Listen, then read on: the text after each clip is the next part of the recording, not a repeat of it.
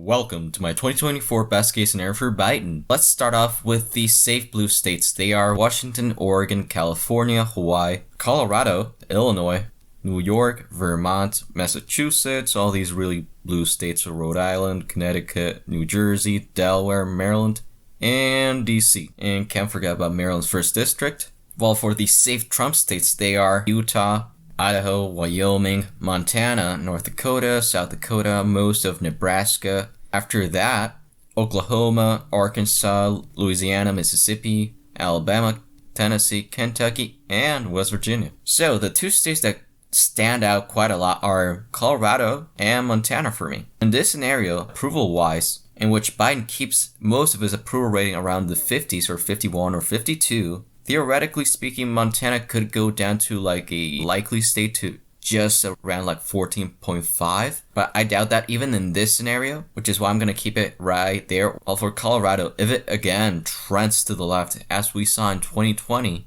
then it would of course mathematically become a safe state for Democrats within this scenario. All of this brings the safe states for Biden to 190 for him and 85 for Trump. Getting more interesting, the likely states for Biden are the following. So let's start off with New Mexico.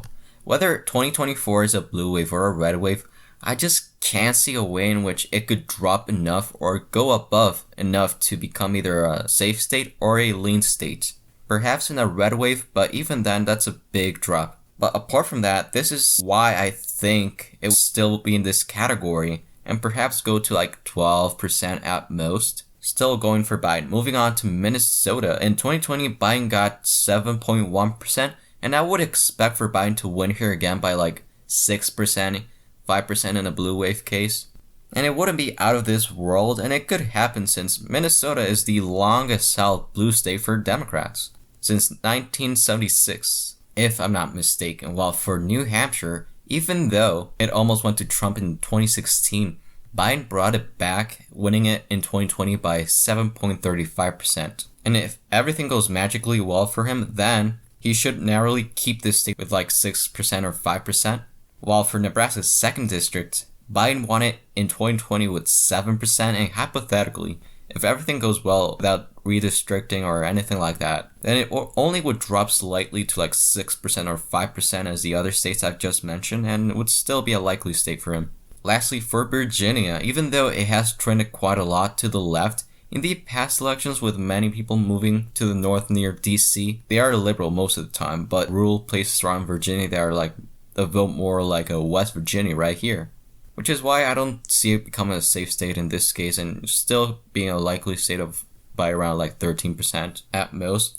With Biden and the Democrats in this scenario having good approval rating in 2024, these states would of course go for them. Oh yeah, can't forget about Maine at large, which would be a likely state. Moving on, the likely Trump states are, let's start with Alaska. In the past 2 elections, it has voted to the left, voting closer to around 10%, but even if it would vote again to the left, it would only go down to like 8%, really. I just can't see it become like a lean state, even in the best case scenario for Democrats. While for Kansas and Missouri, if Biden is doing well in this scenario, he would bring these states just below the safe state margin to something like 14.5%. But if he isn't doing well, then this wouldn't happen in 2024, and we would see someone like Missouri still being like this or something like that. But this is the best case scenario for him, so I'm going to put both of these as likely states. So the most interesting one here is Indiana. In the past,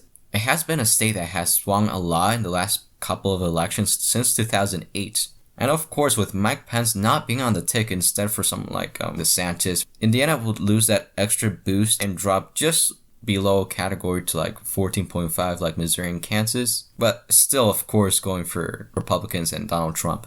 And these states have really in the past and recently been really good for Republicans, so I doubt they would have any problems.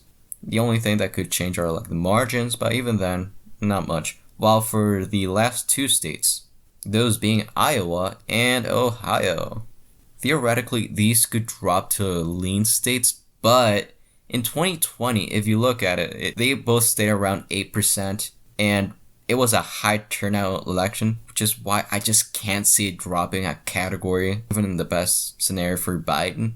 they would stay around the likely state margin of around 7% best case for Democrats. And lastly, for South Carolina, not much to say here, but it would follow the trend of being like a 11% state for Republicans. And yeah, this brings the safe and likely states of each candidate to 224 for Biden versus 147 for Trump. Okay, getting even slimmer now for the lean states, starting with Texas. Trump can have high turnout with many people around from the South, but there are just too many people moving from pretty liberal states and cities like Colorado, California, if I've said before in other videos, which are slowly moving this state to the left, but I just don't think it's going to be big enough to make it a flip state or to flip it in 2024, even in a blue wave scenario for Democrats. You know, you gotta bear in mind that it's Texas, so I would only see it drop into like 2% at most and still going for Republicans. While for Nevada, even though it could flip for Republicans in a red wave scenario, we're talking about the opposite today, and I expect Biden to win here in this case with a lean margin of around 2%, similar to what he did in 2020. And yeah, while for moving on to Florida, since 2008, it has moved to the right every single election due to people that tend to be more conservative and against taxes moving there. And still, Republicans would win here with a lean margin of around 2 to 3%. And this is one of the few scenarios in which I could see Florida only being a lean state, since bear in mind that both DeSantis and Trump have a big fan base here, which is why they could easily make this state into a likely state just above that 5% threshold. But in this case, it would be a lean state for the Republicans, still going for them, by the way. Okay, now for the coin toss in extremely competitive states. Firstly, Arizona. This is the hardest state that flipped for Trump to bring back due to the McCain hate towards him. Furthermore, in this case, favoring Joe Biden, I would give this state to him again with a tilt margin of less than 1%, even though it could easily be a lean state if he focuses enough here and Trump is hated even more by the McCain family. But I think that's way too much, and I'm gonna keep it as a tilt state for this video. Moving on to Georgia, the big surprise of 2020. In this blue wave scenario, there would be another high turnout election right here too, which is why I'm gonna give to Biden with a tilt margin. Again, similar to what we saw in 2020. If he is able to do that in 2024, this would be a big blow for the GOP, losing Georgia 2 elections in a row. Now for North Carolina, Trump in 2016, he won here by 3%, but in 2020, he only won it here by 1.3%. With a blue wave scenario that would heavily favor Joe Biden and the Democrats, it could be a potential flip for them, but he would somehow need an even bigger turnout than what he had in 2020, which is something I just can't see happening, which is why I would narrowly give it to Trump with a tilt margin of less than 1%. Before I go on, I'm just gonna put Maine 2nd District as a lean state, since I forgot, and the most important states that everyone wants to hear about. So, Michigan, the bluest state from the Rust Belt, which flipped, as many of you know, in 2016 and in 2020. Trump won it here by just 0.2%, and Biden won it here in 2020 with 2.8%. And again, in a blue wave case, Biden would win it with a lean margin of 2% due to the demographics and there also being a big turnout once again.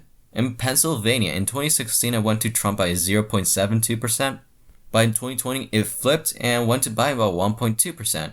And in 2024, which in this case would favor Biden quite a lot and would give him a good boost, as long as he's able to get the cities like Pittsburgh and other ones to turn up, he's gonna win here with a lean margin similar to what he did in 2020, just above 1%.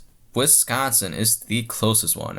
In 2016, it went to Trump by 0.76% and was the reddest state of the Rust Belt back then. Then in 2020, it went to Biden by just 0.63%. This should be a warning sign for Democrats and Biden, since no matter what the scenario is or whatever the wind is blowing, it will depend quite a lot on Biden's approval rating and the Democrats as well.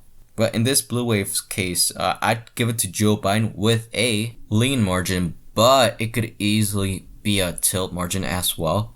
But in this video, I'm gonna keep it and giving it to Joe Biden just above that 1% threshold needed to become a lean state. And to be honest, this is the only scenario in which I could see Wisconsin being a lean state, since most of the time it's gonna be a tilt state in most elections, to be honest. As you can see in 2024, if Joe Biden is doing well approval wise and everything is going good for him, then Biden would win here with 302 electoral votes against Trump's 236. Please like, subscribe, and share with your family and friends. This is Politics Made Simple here, and this was my 2024 election best case scenario for Joe Biden. Thank you so much for watching. Have a good day and see ya. Bye.